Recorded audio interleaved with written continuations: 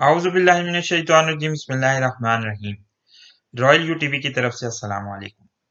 आज की इस वीडियो में यूसुफजई कबाइल की तारीख और सरगुज़िश्त को मज़ीद तफसील के साथ बयान किया जाएगा।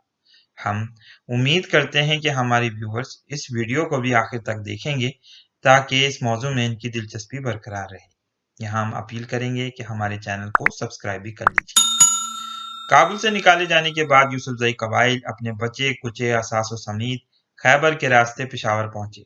इस वक्त पेशावर और इर्द गिर्द के इलाकों मसलन दुआबा, बाजोड़, नंगरपार, कलपानी, हजारा और मरगला पर दिलजाग कबाइल का कब्जा था। यहाँ होकर उन्होंने दिलजाग कबाइल से दरख्वास्त की कि उन्हें यहाँ रहने दिया जाए। चुनाचे इस बात पर इत्तफाक हुआ कि दुआबा से मुतसिल दाशकोल, अंबर और बाजोड़ के इलाके यूसुफजइयों के हवाले किए जाएंगे।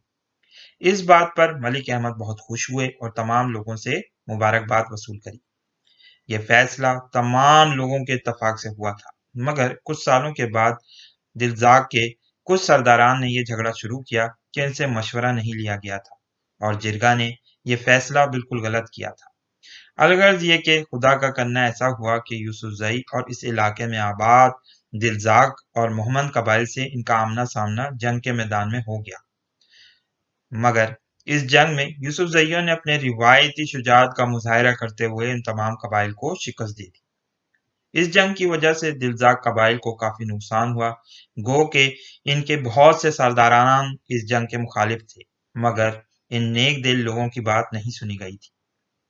अलगर्ज ये कि मुगल बादशाह बाबर के दौर तक आते आते यूसुफजई कबाइल बाजोर से मुतसिल इलाकों में अपना तसर्रुफ कायम कर चुके थे और यहाँ सुकून की जिंदगी गुजार रहे थे। और जब मुगल हुकूमत का सबसे पहला बादशाह मिर्जा बाबर इस इलाके में अफगानिस्तान के रास्ते से आया तो सन 1519 में इसकी यूसुफजई कबाइल के साथ इंतहाई खूंरेज लड़ाई बाजोड़ के मुकाम पर हुई, जिसे जंगे बाजोड़ के नाम से तारीख में याद रखा गया है। सन 1504 के करीब बाबर ने कोहे हिंदू कश को अबूर करके काबुल पर कब्जा कर लिया था और अब इसकी नजरें यूसुफजइयों के इलाके पर थीं। थोड़े से जनूब की तरफ उस जमाने में सुल्तान अस्वाद की हुकूमत सिंध के इलाकों तक फैली हुई थी। बाबर ने जब यूसुफजइयों के सरदार को काबुल तलब किया तो इसकी गैर हाजिरी पर इसको बहुत गुस्सा आया और इसने यूसुफजइयों को सबक सिखाने का इरादा कर लिया था। ये देखकर दिलजाग कबाइल ने बखुशी फैसला किया कि उन्हें मुगल बादशाह मिर्जा जहीरुद्दीन बाबर का साथ देना होगा ताकि यूसुफजइयों से अपनी पुरानी शिकस्त का बदला ले लिया जाए। चुनाचे फरीकैन के दरमियान जंग हुई और सुल्तान अस्वात, सुल्तान मीर हैदर अली और यूसुफजइयों का काफी नुकसान हुआ, मगर बकौल मौलवी ज़काउल्लाह साहब, जिन्होंने अपनी तारीख हिंदुस्तान में लिखा कि बाबर को इस जंग में कोई कामयाबी हासिल नहीं हुई और वो यूसुफजई कबाइल को अपना मुती और ताबे बनाने में बुरी तरह नाकाम हुआ। वक्त का पहिया इसी तरह गुजरता रहा और यूसुफजई कबाइल के हौसले बुलंद होते चले गए। अकबर बादशाह के दौर तक आते आते पश्तूनों के इस बहादुर कबीले ने काबुल से हिंदुस्तान जाने वाली शाहराह पर अपना जोर तसल्लुत कायम कर लिया था। इसी दौरान अकबर बादशाह के ज़माने में मुगलों के खिलाफ अफगानों में एक जदीद तहरीक रोशनाई ने जन्म लिया, जिसने तमाम कबाइल को अपनी लपेट में ले लिया। इस तहरीक का बानी बायजीद अंसारी था। इस मामले में यूसुफजई कबाइल दो हिस्सों में तकसीम हो गए। एक हिस्सा बायजीद अंसारी की हिमायत कर रहा था तो दूसरा हिस्सा इसकी मुखालफत कर रहा था। बिलाखिर मुखालिफ यूसुफजइयों ने शेख उमर, जो बायजीद का बड़ा बेटा था, पर बाड़ा में दरियाई सिंध के मगरबी किनारे पर आखिरी हमला किया, इसको शिकस्त दी और इसके भाई खैरुद्दीन को मार डाला। फिर शेख उमर को पकड़ा और इसकी लाश को जला दिया और बायजीद की हड्डियों को दरिया में फेंक दिया। बायजीद के दूसरों बेटे में से नूरुद्दीन को गोजरों ने मार डाला और सबसे छोटे बेटे जलालुद्दीन को कैद करके बादशाह के हवाले कर दिया। अकबर बादशाह ने कोशिश की कि जलालुद्दीन इसका हिमायती बन जाए, मगर वो मौका देखकर एक दिन वहां से भाग निकला और तेरा के इलाके में बंगश और आफरीदी कबाइल के साथ मिलकर इत्तेहाद बना लिया।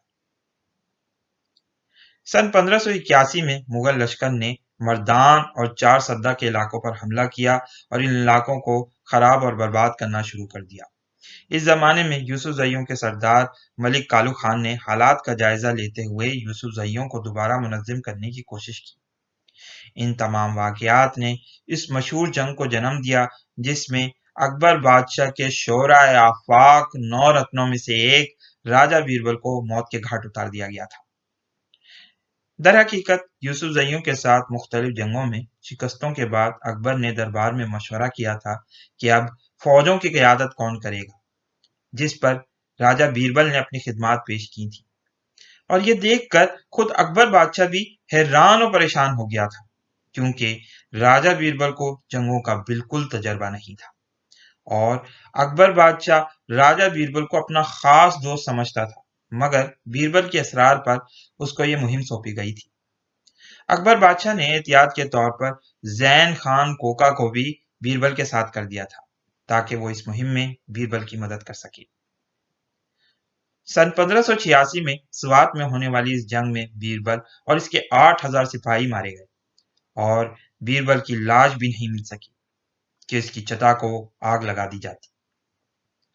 اکبر بادشاہ کو بیربل کے اس طرح مارے جانے کا شدید رنج و غم ہوا، اور مارے سوگ کے وہ کئی دنوں تک کھانا نہیں کھا سکا تھا۔ اس وقت اکبر بادشاہ قلعہ اٹک میں مقیم تھا اور اس تمام مہم کی نگرانی بھی کر رہا تھا۔ اس کے بعد 26 فروری سن 1586 میں جنگ درہ میں مغلوں اور یوسف زئیوں کی ایک اور شدید جنگ ہوئی، جس میں ایک دفعہ پھر مغل لشکر نے فرار کا راستہ اختیار کیا اور ان کو اس میں شدید نقصان ہوا۔ اب ہم یہاں تھوڑا سا ذکر پشتونوں کے ایک اور دوسرے بڑے قبیلے خٹک اور یوسف زئی قبیلے کے تعلقات کے متعلق اپنے ناظرین اور سامعین کے سامنے اپنی گزارشات کو پیش کریں گے۔ خٹک قبیلہ بنیادی طور پر ایک قدیم افغانی قبیلہ ہے۔ یہ لوگ دریائے سندھ کے مغربی کنارے میں کوہاٹ، نوشیرہ، میاں والی، اٹک اور کرک اضلاع میں آباد ہیں۔ اکوڑا خٹک ایک لحاظ سے ان خٹک قبائل کا صدر مقام سمجھا جاتا ہے۔ پشتو زبان کے شعراء آفاق شاعر خوشحال خان خٹک اور ان کے بھائی جمال خان خٹک کا تعلق اسی قبیلے سے تھا۔ مغلوں نے یوسف زئیوں کے کچھ علاقوں کو چھین کر انہیں خٹک قبیلے کے حوالے کر دیا تھا۔ واقعہ کچھ یوں تھا کہ سن 1581 میں اکبر نے بحفاظت شاہراہ پشاور اور کابل چند آدمیوں کو اٹک بلا کر ان کو شاہراہ افغانستان کی حفاظت کے بارے میں کہا۔ ان آدمیوں نے اس کام کے لیے ملک اکوڑے خٹک کا نام بتایا، جو اس وقت چند آدمیوں کے ہمراہ اٹک سے جنوب مغرب کی طرف ایک پہاڑ میں مقیم تھا اور قافلوں کو لوٹا کرتا تھا۔ الغرض یہ کہ اکبر بادشاہ نے ملک اکوڑے خٹک کو بلایا اور یہ شاہراہ اس کے حوالے کی، ساتھ ہی ساتھ اس کو خٹک قبیلے کا سربراہ اور گورنمنٹ ملازم بھی بنا دیا گیا۔ اب اس طرح سے مغلوں کے ساتھ وفاداری کی وجہ سے خٹکوں اور یوسف زئیوں کے درمیان اختلافات پیدا ہو گئے تھے، لیکن پھر بھی خاموشی سے وقت گزرتا رہا۔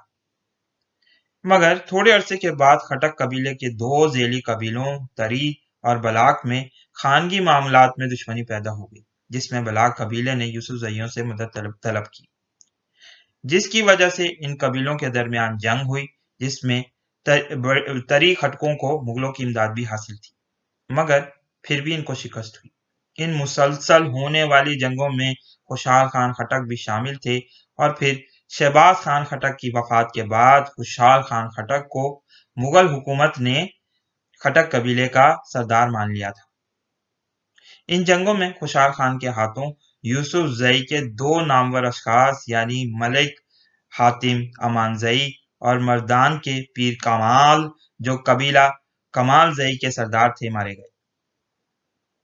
اورنگزیب نے سن 1667 میں اپنے بیٹے شاہ عالم کو پشاور کی طرف بھیجا تو اس نے خوشحال خان خٹک کو دعوت ملاقات دی۔ خوشحال خان خٹک نے موقع کو غنیمت جانا اور شہزادہ کی خدمت میں حاضر ہو گئے۔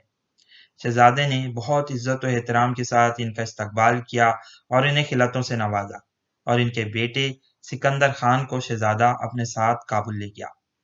خوشحال خان خٹک نے 20 فروری سن 1689 کو مقام دمبرا میں وفات پائی اور ان کی میت کو اکوڑا خٹک میں دفن کیا گیا۔ ہم اس سلسلے کی اگلی آخری ویڈیو میں یوسف زئیوں کے حالات کے متعلق مزید بات کریں گے اور بتائیں گے کہ سکھوں اور انگریزوں کے زمانے میں ان پر کیا بھی تھی اور کس طرح انہوں نے بڑے بڑے کارنامے سر انجام دیے، مگر ساتھ ہی ساتھ اس حقیقت کو بھی فراموش نہیں کیا جا سکتا کہ کس طرح یوسف زئیوں نے روہیلوں کے سب سے بڑے قبیلے کے طور پر مرہٹوں سے بے شمار لڑائیاں لڑیں۔ اس کے لیے آپ لوگ ہماری مرہٹوں سے متعلق ویڈیو سیریز کو دیکھ سکتے ہیں۔ اس ویڈیو کو لائک کیجئے، شیئر کیجئے، دوستوں کے ساتھ ڈسکس کیجئے۔ بہت بہت شکریہ۔ السلام علیکم اور اللہ حافظ۔